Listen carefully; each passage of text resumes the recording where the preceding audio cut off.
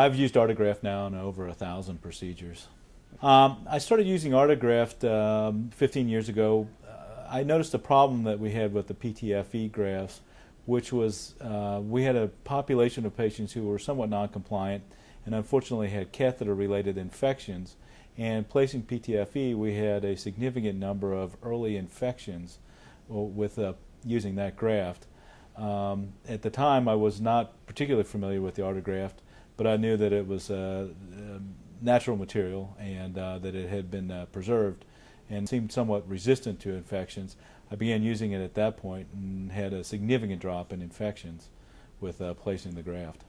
Well, I prefer using the Artegraft over the ePTFE for two reasons. Number one, the handling characteristics. It's much more like native tissue. And that's even reflected at the dialysis units where the dialysis technicians feel much more comfortable accessing the Artegraft as they do the ePTFE. Secondly, again, we've had problems because of the presence of catheters with infections in the grafts early on.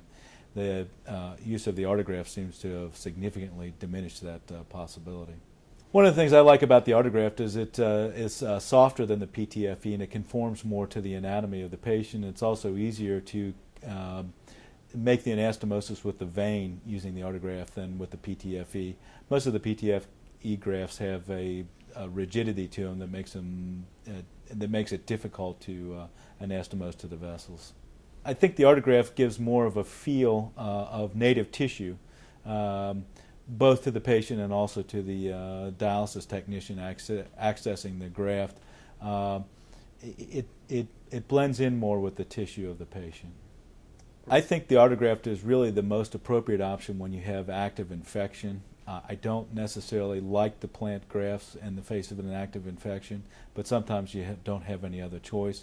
And in that circumstance, the Artegraft, in my opinion, is head and shoulders above ePTFE. I had a patient several years ago who had an infected bypass graft in his leg. Unfortunately, there was no other acceptable alternative. The patient was dependent on his bypass in order to save his leg. I ended up replacing his native tissue with an Artegraft and was able to salvage his leg even in the face of an active infection.